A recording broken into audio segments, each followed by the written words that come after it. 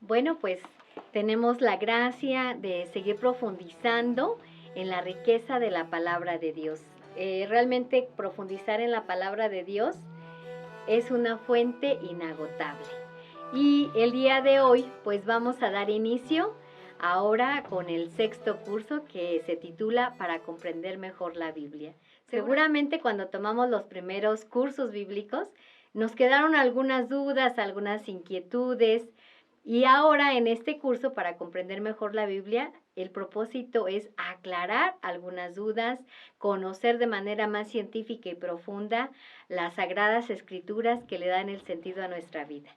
Entonces, pues bueno, vamos a iniciar con el primer tema que se titula La Biblia, conocer la Biblia. Y bueno, para que algunos de ustedes, ¿verdad?, tengan la oportunidad, saben que tenemos 3 maneras como pueden tener este curso de manera escrita. Puede ser a través del folleto pequeño, ¿verdad?, que se titula así, Para comprender mejor la Biblia. Pueden ustedes también comprar ahora ya el segundo tomo de Descubriendo las riquezas de Jesucristo, donde también van a encontrar este curso. Y los que gusten también, todavía tenemos la propuesta de Cristo. Hay pocos ejemplares, pero en este compendio donde están los 9 cursos completos, ahí lo pueden encontrar. Bueno, pues vamos a iniciar viendo nuestro tema de interés el día de hoy, y quisiera que pudiéramos partir de este título, ¿verdad? Como lo comprende bien la introducción, la Biblia. La Biblia de por sí sabemos, ¿verdad?, que viene de un vocablo griego que es biblón. Este vocablo fue tomado del nombre de una ciudad cerca de Fenicia, que se llamaba precisamente Biblos. Estaba más o menos cerca de lo que hoy sería la actual Beirut, la capital del Líbano. Y este puerto y ciudad era tan importante porque precisamente en Biblos era un puerto marítimo donde se tenía la posibilidad de que llegaran muchos materiales del comercio, ¿verdad?, a diferentes lugares del mundo por la situación geográfica tan interesante que tiene esta ciudad de Biblos.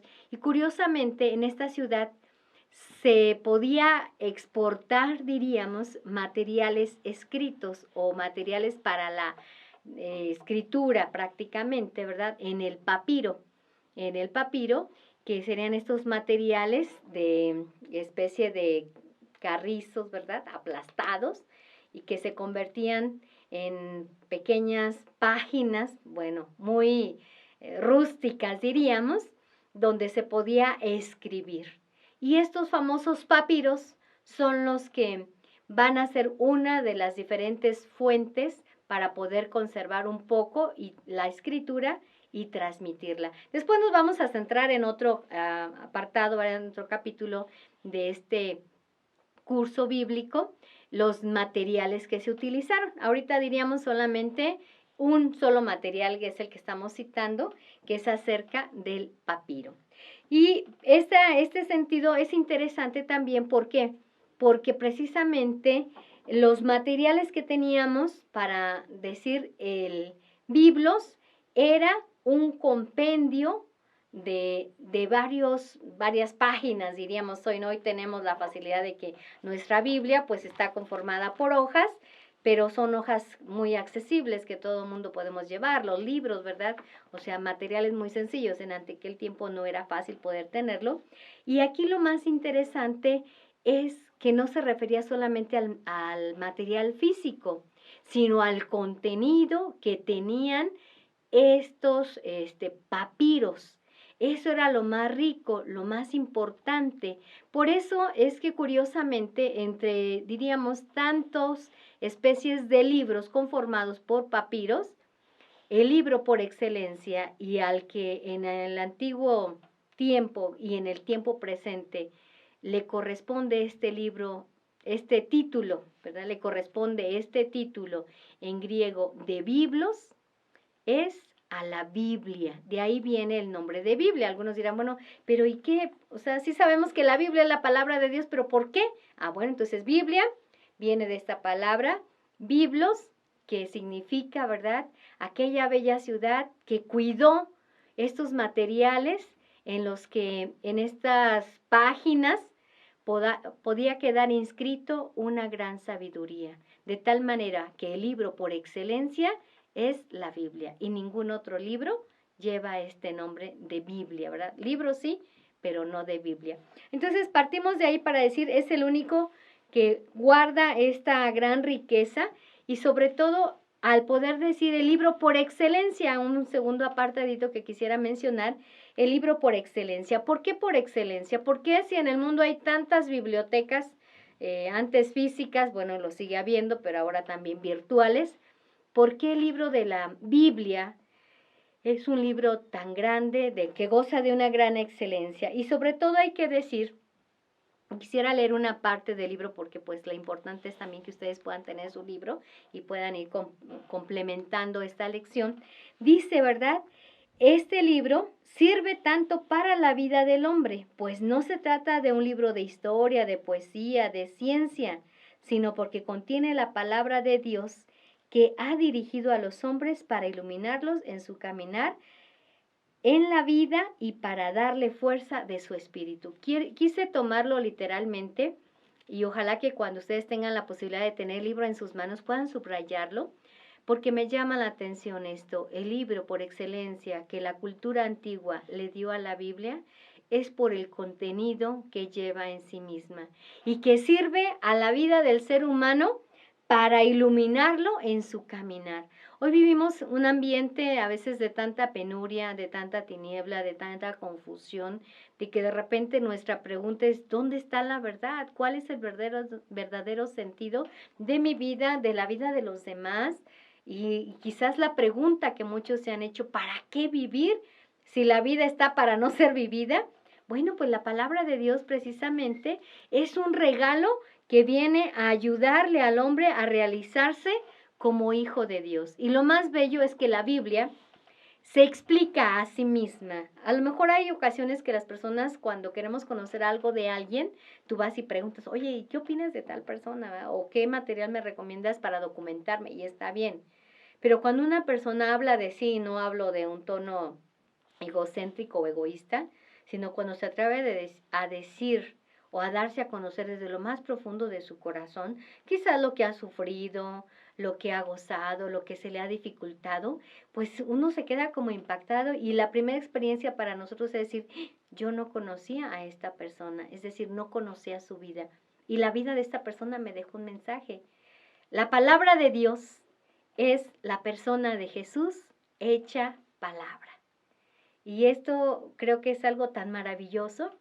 Cuando tú conoces a alguien exteriormente, bueno, pues así como que dices, pues como que me cayó bien, como que se ve que es buena onda, como X, ¿verdad? Pero cuando tú conoces el interior de la persona, o sea, tú te quedas pasmado delante de quien estás. Y uno es capaz de decir, es una gran persona que ha sabido sufrir, vivir con sabiduría la vida, es una persona realizada, contenta, etcétera, ¿verdad? Entonces, esto también nos hace descubrir, ¿verdad? Cuando Dios se presenta a sí mismo en su palabra escrita, es para que nosotros podamos conocerlo. Y bueno, quisiera mencionar un texto donde la palabra se menciona a sí misma. ¿Qué es esta Biblia? ¿Qué es esta palabra de Dios? Y quisiera que pudiéramos partir del primer texto, ¿verdad? De la segunda carta a Timoteo, por ahí si tienen su Biblia, les invito a que la busquen. Segunda carta a Timoteo, capítulo 3, versículos del 16 al 17, que dice así, toda escritura está inspirada por Dios y es útil para enseñar y reprender, para corregir y educar en una vida de virtud, para que el hombre de Dios esté capacitado y completamente preparado para hacer toda clase de bien. Palabra de Dios. Te alabamos, Señor. Entonces, el versículo 16 hace esta mención. La Escritura, la palabra de Dios, la Biblia, está inspirada por Dios. Entonces, este sagrado libro no es un libro más de cultura, de poesía, sino es un libro inspirado por el corazón de Dios palpitante que desea ser conocido por el hombre. ¿Y cómo logra hacerse esto? Bueno, se ha valido de los agiógrafos, que más adelante se hará mención y se citará acerca de ellos. Agiógrafos que serían personas inspiradas por Dios a través del Espíritu Santo para poner por escrito el designio, la voluntad de Dios para el hombre, para que el hombre pueda vivir pleno, feliz en esta vida.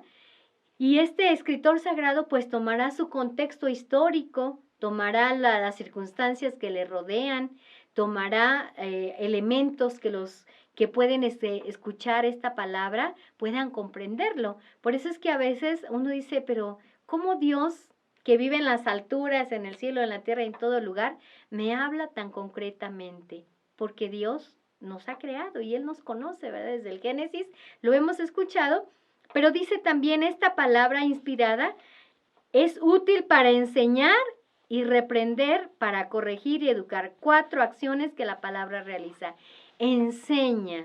Hay muchas cosas que vivimos por ignorancia, porque no descubrimos la profundidad de aquello que tenemos que pensar o decidir, y la palabra nos ayuda en ese sentido.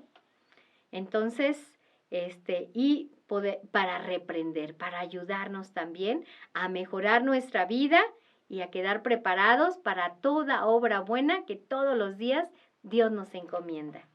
Bueno, también quiero invitarles a que busquemos un texto más, que es de la carta a los Hebreos, capítulo 4, versículos del 12 al 13. ¿Ya lo tienen? Búsquenlo ahí en su Biblia para que juntos podamos hacer la proclamación. Hebreos 4, del 12 al versículo 13, que dice así: porque la palabra de Dios tiene vida y poder, es más cortante que cualquier espada de 2 filos y penetra hasta lo más profundo del alma y del espíritu, hasta lo más íntimo de la persona, y somete a juicio los pensamientos y las intenciones del corazón. Nada de lo que Dios ha creado puede esconderse de Él. Todo está claramente expuesto ante aquel a quien tenemos que rendir cuentas. Palabra de Dios. Te alabamos, Señor.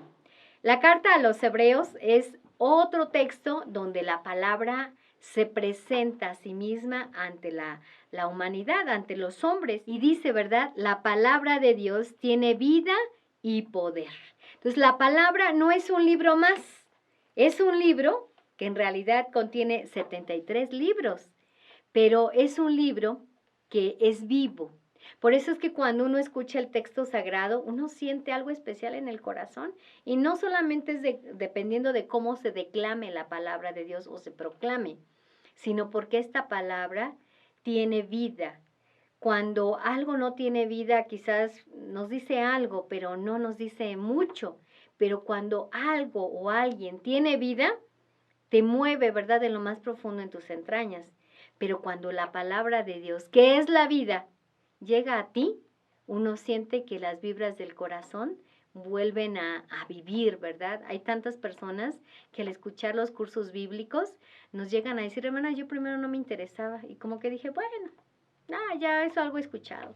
Pero después, ¿verdad? La palabra de Dios llegó en un momento tan importante en mi vida, donde yo estaba pasando una pérdida, superando una enfermedad, estaba en el caos de mi vida, no sabía qué hacer, y la palabra fue como un bálsamo en mi corazón, como a una persona sedienta que recibe el agua que necesita, y como que hay una nueva esperanza, ¿verdad? Y esto es un misterio.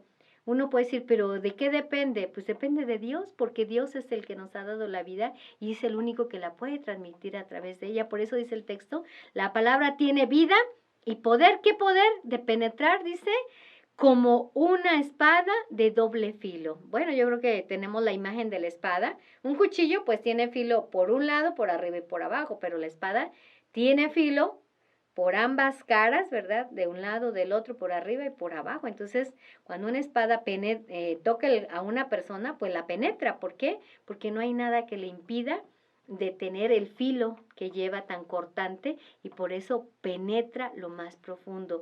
Llega a lo más íntimo, dice, hasta lo más profundo del alma y del espíritu, hasta lo más íntimo de la persona, y somete a juicio los pensamientos y las intenciones. A veces cuando vamos a misa, cuando tenemos la oportunidad de escuchar la palabra de Dios, uno dice, ¡ay! Que nadie se dé cuenta, pero yo sí sé que la palabra me está descubriendo aquello que está tan oculto en mí, aquello que no quiero que nadie se entere quizá, ¿verdad? ¿Por qué no decirlo? O me está dando un alivio y nadie se percata, pero yo sí lo percibo y lo siento, porque esta palabra es capaz de penetrar con tal profundidad nuestro corazón que queda al descubierto, ¿verdad? Yo creo que todos en algún momento le decimos a Dios, Señor, tú lo sabes todo, tú sabes lo que hay dentro de mí, nadie se da cuenta y a lo mejor los demás pueden pensar e interpretar lo que me está pasando, pero no logran comprender lo que Dios sí comprende del corazón. Por eso la palabra es para nosotros este foco de esperanza, ¿verdad? Y al que nosotros podemos decirle, Señor, ayúdame, entra en mi corazón y profundiza todo lo que pienso. Si es correcto, que se logre, ¿verdad? Que lleven a buen término estos pensamientos y estas intenciones. Y si esto a mí no me va a ayudar, arráncalo, destrúyelo, porque al final hasta me voy a arrepentir de lo que pueda hacer. Y finalmente el versículo 13 dice, nada de lo que Dios ha creado puede esconderse de él. Todo está claramente expuesto ante aquel que podemos dar cuentas. Es decir, Dios siempre, ¿verdad? Conoce lo más profundo de nosotros, pero no para condenarnos, sino para guiarnos, para iluminarnos. ¿Cuántas veces nosotros quisiéramos decirle a alguien, ponte en mi cabeza, ¿verdad? Ponte en mi corazón para que tú sepas lo que pienso, lo que siento, lo que me pasa? Pero eso a veces no es posible. Podemos expresar algo con gestos, con lágrimas, con manotazos, lo que tú quieras, pero a veces siempre sentimos que la otra persona no logra comprender realmente el momento que tú estás viviendo. Pero Dios sí, y Dios viene a nosotros como un consuelo, Dios viene a nosotros para iluminar y decir, sí, es por aquí, o sea, no dejes que tu mirada se enceguezca. No todo acaba, ¿verdad? Con la muerte, con la enfermedad, con la dificultad. Hay algo más que hacer. Y bueno, un último texto que quisiera invitarles, ¿verdad?, que nos describe la Biblia, es de la carta de San Pablo a los Efesios, capítulo 17, versículo 17. Solamente el 17 y nada más que el 17, que dice así, que la salvación sea el casco que proteja tu cabeza y que la palabra de Dios sea la espada que les da el Espíritu Santo. Palabra de Dios, te alabamos, Señor. Entonces, que la salvación sea el casco que proteja tu cabeza. No perder de vista, ¿verdad?, en nuestra mente, en nuestros razonamientos, en nuestras decisiones, que lo último y lo más pleno es la salvación de nuestra vida, en la vida eterna, pero claro, desde este momento terreno, pues también se trata de buscar una salvación, y la salvación es la salud, la salvación es el bienestar de una persona, es la paz de su corazón. A lo mejor habrá dificultades, situaciones adversas, pero la salvación que viene de Dios, y dice, y la palabra será como la espada que les da el Espíritu Santo. Pues, ¿para qué son las espadas? Bueno, normalmente para que una persona se defienda, se sienta protegida, ¿verdad? Diríamos así, porque está armada, no la van a agarrar ahí de sorpresa. Entonces, la palabra de Dios es como una defensa de nosotros en la vida, para saber combatir, para saber luchar, para poder tomar las decisiones más importantes o más adecuadas, más prudentes que nosotros requerimos. Todo el tiempo estamos decidiendo desde que nos levantamos hasta que dormimos, ¿verdad? Desde las decisiones de si me levanto o no, si me tomo un café, un chocolate, hasta si me consigo este trabajo o me consigo uno mejor, si pido perdón o sigo molesto, o sea, qué sé yo. Todas las decisiones son de nuestra vida. Y bueno, quisiera de aquí partir a un tercer puntito importante, que es la Biblia contiene la revelación divina. Entonces, la Biblia contiene la revelación divina. ¿Qué es la revelación? El misterio de salvación de parte de Dios a la humanidad. Pero está, válgase la expresión, un tanto velado. La revelación es quitar el velo a aquello que está oculto. Pensemos cuando antiguamente, ¿verdad?, una pareja de novios se casaba, pues ya se conocían, ¿no? Ya se habían visto, se habían tratado, etcétera. Pero un parte del rito, ¿verdad?, es que la novia ya ese día de bodas, pues llegaba muy ahí elegante, toda de blanco y su corona, pero a la novia le cubrían con un pequeño velo, pequeño, el rostro, iba acompañada de sus papás, y cuando ya llegaban al altar, le entregaban, ¿verdad? Los papás de la novia entregaban la novia al novio. Y lo primero que el novio hacía, pues no era como darle las gracias a los papás, gracias porque me van a dar a su hija, ¿verdad? No, lo primero que él hacía era levantar el velo a la novia y ver la belleza que estaba detrás de ese velo. Ya conocía a la novia, ya habían platicado, habían proyectado que se iban a casar, pero ese momento era muy especial porque era como manifestar la novia, su belleza plena, total, al novio. Es decir, el desvelar, el quitar el velo, es conoce la belleza de la salvación. Conoce cómo Dios ha querido otorgarte la salvación para tu vida, para cada hombre. El motivo por el que Jesús padeció, murió y resucitó para darnos la salvación desde esta vida y hasta la eternidad. Entonces la Biblia contiene esta antigua revelación en la relación de Dios con su pueblo Israel. Y lo vamos a ver a lo largo de la historia, en los 46 libros que tenemos en el Antiguo Testamento. Y la nueva revelación, la nueva manera como Dios quiere presentar la belleza salvífica de salvación a la humanidad. Entonces, esto lo tenemos en la Biblia. Pero hay documentos magisteriales muy importantes en nuestra iglesia que nos ayudan también a valorar este misterio salvífico. Y quisiera mencionarles, por lo menos, ¿verdad? Primero, el Concilio Vaticano II hace un llamado a que todo ser humano conozca el misterio de la revelación en la Dei Verbum, esta expresión latina que significa la divina revelación. Dios se revela, Dios se manifiesta, Dios se hace accesible. Yo creo que si Dios se apareciera con todo su esplendor y nos dijera que nos ama, que quiere que nosotros vayamos al cielo, que vivamos en una vida de santidad, pues nos desmayábamos en ese momento y ya no reaccionábamos, ¿no? Pero Dios, que conoce nuestra naturaleza humana, nos habla en un lenguaje humano. Y por eso, la Dei Verbum, ojalá que algunos tengan la oportunidad de conocer este documento en toda su extensión, ¿verdad? No es muy amplio, pero ahí si tienen su Concilio Vaticano II o bajan la aplicación y van a la Dei Verbum, les recomiendo que lean el capítulo 2, del que yo quisiera citarles unos puntitos importantes. Esta revelación, dice, se cumple por hechos y palabras íntimamente trabadas entre sí. Dios se revela en la magnitud de la abundancia de su caridad. Habla a los hombres como amigos y entre ellos habita, a fin de invitarles a la unión con Él y a recibirlos en ella. La Biblia es el medio por el que Dios entra en comunión con nosotros y nos abre su misterio y actúa en nuestra vida. Entonces, la Biblia no es cualquier libro. Si la Biblia presenta el misterio de revelación, dice la Dei Verbum, es la manera como nosotros podemos conocer los hechos, las palabras, las acciones que Dios ha tenido con su pueblo, con el pueblo, ¿verdad?, en los tiempos de Jesús. Y es una revelación que nos sigue hablando hoy. Jesús sigue vivo en medio de nosotros. Jesús sigue actuando en nuestra vida y sigue dialogando y dice, como amigo. Yo creo que cuando tenemos un gran amigo, oigan, ¿a quién le cae mal que lo visite su amigo? Al contrario, hasta si es un momento de fiesta, oye, qué bueno, porque nos vas a ayudar a reorganizar la fiesta. Si es un momento de crisis, pues qué bueno que llegaste para llorar, ¿verdad? Y si es un momento de enojo, pues qué bueno para desquitarme. Ay, y algo se contenta uno, ¿no?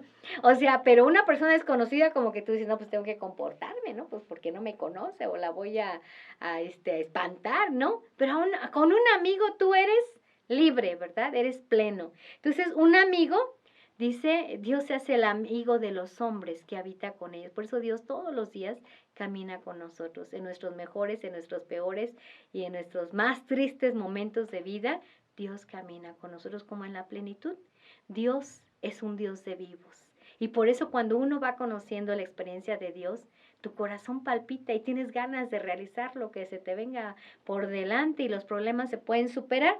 Entonces, Dios se revela como un amigo para manifestar este misterio. Dice también la Dei Verbum, en este mismo capítulo 2, Dios quiso en su bondad y sabiduría revelarse a sí mismo y manifestar el misterio de su voluntad por el que los hombres, por medio de Cristo, Verbo hecho carne, tiene acceso en el Espíritu Santo al Padre y se hace partícipe de la naturaleza divina. Esto es muy bello. Cómo Dios, que nos ama tanto, quiere que nosotros tomemos parte de la vida divina.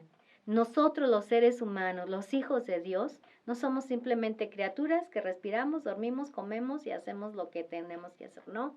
Hay una vida espiritual, de ahí viene la vida espiritual. La vida espiritual es la unión con el Espíritu Santo, porque es el regalo que Dios ha dado, el designio, ¿verdad? Que Dios Padre ha querido junto con el Hijo que se ha entregado por nosotros, darnos el Espíritu Santo para que tengamos una vida espiritual. Entonces, la vida espiritual, pues no es que uno ande allá por las alturas, ¿verdad? Porque entonces diríamos ahí que los astronautas, los pilotos, aeromosos, etcétera, pues son los que viven una vida espiritual, ¿no? Cerca del cielo, en las alturas. No es el que se aleja de la tierra, es el que vive con los pies sobre la tierra, pero su corazón unido a Dios.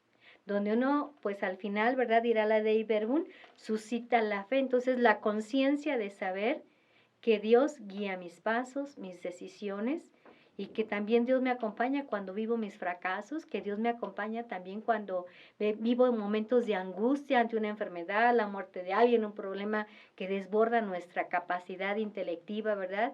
De superar las situaciones. Dios está ahí, Dios me acompaña. Entonces, tú no eres una criatura que nada más vas ahí para allá y para acá en el vaivén de la vida, ¿no? Tú eres una persona que vives una vida en el Espíritu, es decir, una vida en Dios. Y es bonito, cuando a veces ustedes tengan la oportunidad, hablen con Dios. O sea, yo creo que normalmente hablamos con Dios cuando vamos a misa, cuando vamos en la iglesia, estamos ante el Santísimo, ¿verdad? Entonces, pero no hablar con Dios desde tu casa, en el trabajo. Dios mío, ayúdame, ilumíname. Ay, Señor, no sé qué hacer, ¿verdad? Yo creo que si alguien nos viera diría que estamos locos, ¿no? ¿Con quién estás hablando? ¿Con Dios? Con la Virgen María, con los santos, con mi ángel custodio. Entonces, la vida espiritual, aunque no lo digamos de viva voz, porque al rato los pueden meter a un manicomio, ¿verdad? Pero sí decir, bueno, Señor, dame luz, dame paz, Espíritu Santo, acrecienta la paciencia en mí, porque mira, no sé, me desespero, o me canso, me fastidio, qué sé yo, hablar con ellos, ¿verdad? Pero sobre todo, hablar a través de la escucha de la palabra de Dios. Bueno, pues ahora vamos a ver la última parte, que es la división que tenemos en la Biblia. Antes hemos dicho que nuestra Biblia se divide en Antiguo Testamento conformado por 46 libros y el Nuevo Testamento conformado por 27 libros. O sea que en nuestra Biblia tenemos un total de 73 libros. En el Antiguo Testamento, como ya un poco a lo mejor hemos caminado en la evangelización, iniciamos, ¿verdad?, desde el Génesis con la creación, los orígenes de nuestros padres, la presentación de Dios, ¿verdad?, que empezamos a conocer, y la primera revelación. Y termina termina el Antiguo Testamento con un poco antes de la llegada de Jesús, ¿verdad? La historia con los profetas culminará el Antiguo Testamento para que el Nuevo Testamento dé inicio desde el momento en que Jesús nace hasta un poco antes de la muerte del último apóstol, que será San Juan, con el libro del Apocalipsis.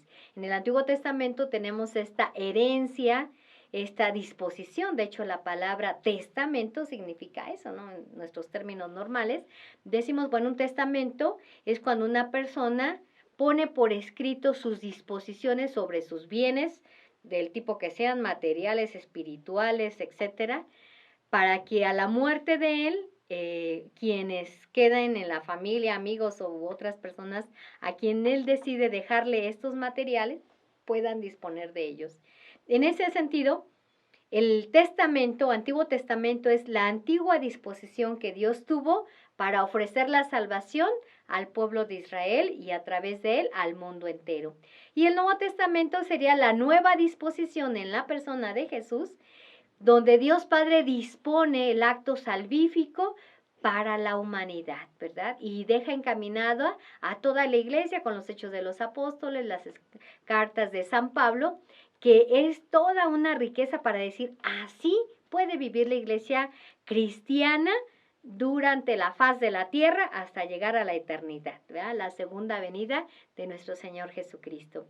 Y bueno, yo creo que es suficiente que nosotros vayamos al índice de nuestra Biblia, seguramente ya lo han hecho, y si no lo han hecho, bueno, pues es tiempo de hacerlo, y brevemente podamos encontrar la estructura que de por sí en el libro nos presenta de una manera tan sencilla y sintética, ¿verdad? El Antiguo Testamento tenemos 3 grandes bloques, que serían, ¿verdad?, la ley, los profetas y los escritos. En la ley, conocida en hebreo como la Toraj, ¿verdad?, es decir, esta expresión en la que el pueblo de Israel conoce los orígenes de su creación y el primer momento en el que Dios va construyendo a su pueblo, ¿verdad? Va creando a su pueblo a través de los primeros 5 libros de la Biblia, Génesis, Éxodo, Levítico, Número y Deuteronomio, ¿verdad? Entonces tenemos ahí la ley, el Pentateuco, como también hemos conocido. Después vamos a ver un poco más el tema de cada uno de los libros. Ahorita simplemente me limito a decir la construcción, ¿verdad? La ley, los profetas, que bien tenemos, ¿verdad?, llamado en hebreo los Neviim, que significaría estos profetas que hablaron en nombre de Dios, los designios, los oráculos, las esperanzas, las exhortaciones. Y ahí tenemos los profetas anteriores, Josué, Jueces, primero y segundo libro de Samuel, y primero y segundo libro de Reyes. Y los profetas posteriores, que ahí sí es una lista más larguita, Isaías, Jeremías, Lamentaciones, Baruch, Ezequiel, Oseas, Amós, Abdías, Jonás, Miqueas, Nahum, Ageo, Sofonías, a Zacarías y Malaquías. Ahí en el libro ustedes lo van a poder encontrar de una manera muy sencilla. Y finalmente en el Antiguo Testamento tendríamos la tercera división, que son los escritos, o bien llamados en hebreo los Ketuvim. Es decir, ¿verdad? Aquí tenemos 4 bloques. Los primeros serían los escritos sapienciales, aquellos que manifiestan una sabiduría de Dios para la supervivencia humana, donde tenemos el libro de los Salmos, Proverbios, Job, Cantar de los Cantares, Eclesiástico, Eclesiastés y Sabiduría. Los libros escritos también, o conocidos, perdón, más bien los libros conocidos, como los libros midráshicos, es decir, aquellos que revelan una historia o biografía con una enseñanza, una moraleja para el pueblo cristiano, que serían los libros de Ruth, Tobías, Judith y Esther. Y un cuarto bloque, ¿verdad?, de estos escritos serían los apocalípticos, Daniel y una parte de Zacarías. Y finalmente los libros históricos, primero y segundo libro de Crónicas, Esdras, Nehemías, primero y segundo libro de los Macabeos, donde podemos encontrar una historia, donde podemos encontrar una historia más cronológica en la datación histórica del pueblo de Israel. De ahí, pues bueno, partiríamos al Nuevo Testamento, que está conformado, ya decíamos, por 27 libros. En ellos encontramos primero los 3 evangelios sinópticos, se llaman sinópticos porque Mateo, Marcos y Lucas, si nosotros pudiéramos ponerlo en 3 columnas y lo viéramos de una visión general, encontraríamos que tienen varios relatos bastante similares. Entonces, por eso se llaman sinópticos. También tendríamos los escritos juánicos, en los que comprenderían ahí el Evangelio de San Juan, las 3 cartas de San Juan y el Apocalipsis. Los Hechos de los Apóstoles, que podríamos conocer ahí la historia inicial de nuestra iglesia después de que Jesús asciende al cielo, cómo caminó nuestra comunidad cristiana en los primeros tiempos. Y también citaríamos las cartas de San Pablo, 13 hermosas cartas de San Pablo, que ojalá que también tengan la oportunidad de leerlas. La carta a los romanos, primera y segunda carta a los corintios, a los gálatas, efesios, filipenses, colosenses, primera y segunda carta a los tesalonicenses, primera y segunda carta a Timoteo, Tito y Filemón. La carta a los hebreos, ¿verdad? Que pues aunque a veces no se conoce bien su autor y que seguramente esta carta fue escrita por ahí por el año 66, es una carta también pastoral muy rica en sus enseñanzas que pues, ojalá que también tengamos la oportunidad de leer.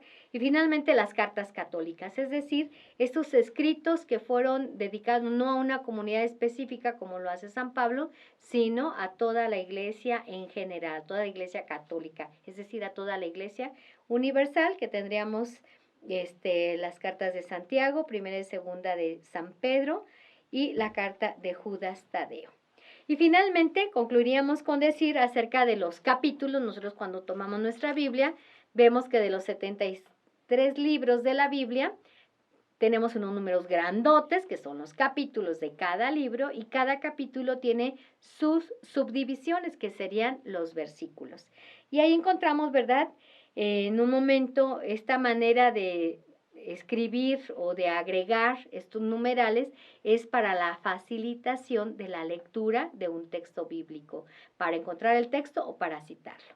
Entonces, atribuido, ¿verdad?, la estructura o la distribución de los capítulos a Esteban Langton, que lo introdujo en la Biblia parisiense en el año de 1226, mientras que los versículos fue un trabajo que inició otro gran hombre amante de las Sagradas Escrituras, Santos Paganini. Fue el primero que introdujo en la Biblia latina, en los textos originales del hebreo y del griego, los versículos, para que hoy con facilidad podemos encontrar un texto bíblico. Y más tarde, ¿verdad?, en los años aproximadamente del año 1551 y 1555, este trabajo fue terminado por Roberto Esteban, ¿verdad? Entonces, Santos Paganini y Roberto Esteban fueron los que pudieron acomodar el texto con versículos que nos facilitan este trabajo. Entonces, estas divisiones, ¿verdad?, hoy son muy útiles, muy prácticas para el tiempo de hoy, y pues gracias a Dios podríamos decir que con San Jerónimo en el siglo IV, en la primera traducción llamada Vulgata, ¿verdad?, donde todo el texto estuvo ya en latín, fue donde ya podríamos tener nuestra Biblia con todos los capítulos, sus versículos, y canónicamente reconocida, para que nosotros podamos leerla, meditarla y profundizarla con una certeza de que lo que estamos leyendo y lo que estamos escuchando en nuestro corazón es la voz de Dios, que busca la felicidad del hombre. Es el regalo más bello que todo ser humano puede tener, una Biblia en sus manos, la lectura para iluminar su mente y para enriquecer su corazón. No se pierdan el próximo tema, porque ahí pues seguramente la duda es cómo y cuándo se escribió la Biblia. Bueno, ya hicimos una presentación de la Biblia, cómo y cuándo se escribió la Biblia. Bueno, pues para la siguiente, ¿verdad?, vamos a tener la oportunidad de conocer esto. Y si ya tienen su libro, pues les invito a que hagan la tarea que viene ahí. Son 3 preguntitas que les va a ser muy útil que puedan tomar. Pero les adelantamos las preguntas por si no tienen el libro, pero ojalá que pronto puedan conseguirlo. Se las leo y ustedes hagan su tarea en casa. La primera parte dice una pregunta: ¿por qué la Biblia es el libro por excelencia? Espero haya quedado claro.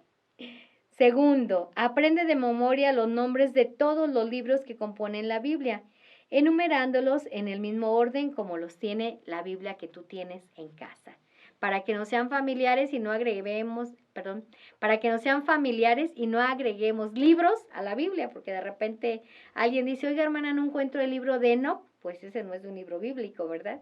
Buscamos unos que no están y los que están no los conocemos. Y la tercera pregunta de la tarea: ¿quiénes dividieron la Biblia en capítulos y versículos? ¿Y cuándo se hicieron estas divisiones? Fechas y nombres importantes que conviene conocer para saber que, bueno, Dios no le puso los capítulos ni los versículos, ¿verdad?, sino este ha sido un instrumento que nos ayuda para tener facilidad en encontrar los textos.